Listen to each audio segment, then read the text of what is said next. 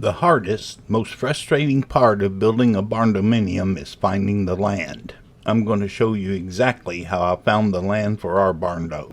Realtor.com and Facebook Marketplace are fine for looking and getting a feel for the market, but not a good place to buy property. Problem 1, you're operating in a retail environment and facing competition from other buyers. Anytime you're competing against other buyers, you are going to lose out on the property or pay too much. You need to find the property before it is listed or put on Facebook Marketplace. Problem number 2, unscrupulous agents and sellers.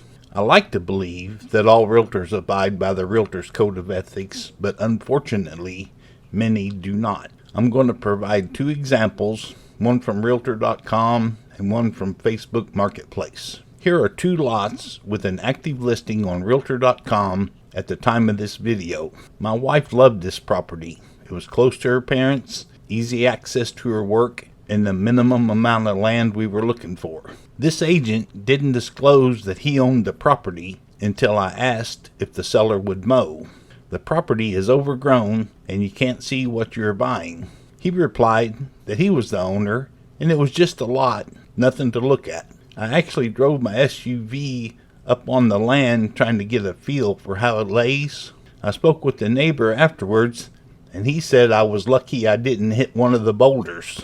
It makes me think the agent might be looking for a sucker and is letting it grow to hide a problem with the land. Facebook Marketplace, I saw a house in Louisville, Kentucky with land I wanted badly. It was perfect. An old house on an acre we could remodel, close to her parents, in a good location. The house doesn't exist. I got on Jefferson County, Kentucky PVA and searched the neighborhood. No houses with an acre in that area. I actually reported the listing agent to the Kentucky Real Estate Commission. I assume he is putting blind ads on Facebook Marketplace to generate leads. Blind ads are a flagrant violation of real estate license law and Realtor Code of Ethics. I later found out that the property is in Owensboro, Kentucky, 100 miles away from where it was advertised. I'm going to stop the rant now and tell you what you want to know: how to find a place to build or live for a decent price. I'm assuming you have your cash or financing figured out before you start this process. If not, do so immediately. You have to be able to act fast. Step 1. Gain access to the tax records for the county you wish to build. Some counties have free access and some charge a subscription. In Kentucky, they call it the PVA, Property Value Administration. Indiana, it is the County Assessor's Office. Bullitt County, Kentucky, where we're going to build, you can buy 50 searches for $40. That's less than a tank of gas. Step 2, grab a pen and paper and start driving the roads in the area you want. You're looking for distressed properties, overgrown lots, ratty old trailers, or houses sitting on nice land. Every time you see something you're interested in, write down the address. If it doesn't have an address, write down the neighbor's address and use that as a reference to find the property on the PVA map. Step 3. If it is something you want to buy, handwrite a letter to the owner. Keep it short and simple. Something like, I was curious if you were interested in selling the property at 123 Example Street in Whereverville.